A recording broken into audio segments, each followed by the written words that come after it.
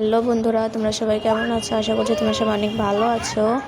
আমি আবারও চলে আসলাম তোমাদের মাঝে নতুন একটা ভিডিও নিয়ে। আমি বাসায় গরুর মাংস রান্না করছিলাম, তো আমার হাজবেন্ড বলছিল সে নাকি গরুর মাংস ভাজা খাবে, তাই আমি দুইটা রান্না করবো আজকে। চলো শুরু করা যাক।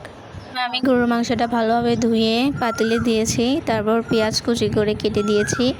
তারপর আমি লবণ, হলুদ, মরিচের গুঁড়া, ধনের গুঁড়া, জিরার গুঁড়া, সাদা এলাচ, তেজপাতা দিয়ে তেল দিয়ে ভালোভাবে মেখে নিয়েছি। তারপর আমি পানি দিয়েছি, তোমরা তোমাদের পরিমাণ মতো মেখে। তারপর আমি গরুর মাংসটা চুলায় তুলে দিয়েছি। তারপর দেখতেই পাচ্ছ আমি 5 টুকরো গরুর মাংস নিয়েছি। গরুর মাংসটা আমি পাটায় থেতলে আমি একটা লেবু দিয়েছি, লবণ, হলুদ, পিসা মরিচের গুঁড়া, ধনিয়া গুঁড়া আমি আমার পরিমাণ মতো সব কিছু দিয়ে নিয়েছি। এদিকে দেখতে পাচ্ছি আমার গরুর মাংসটা একটু বলক উঠেছে। আমি কড়াইয়ে গরুর মাংসটা ভেজে নেব। তোমাদের যদি আমার ভিডিওটা যদি ভালো লেগে থাকে তাহলে একটা লাইক করে সাবস্ক্রাইব করে দেবে। এরপর আমি উল্টে দিচ্ছি, উল্টে দিয়ে দেখতে পাচ্ছ আমার ভাজাটা পুরোপুরি শেষ হয়েছে।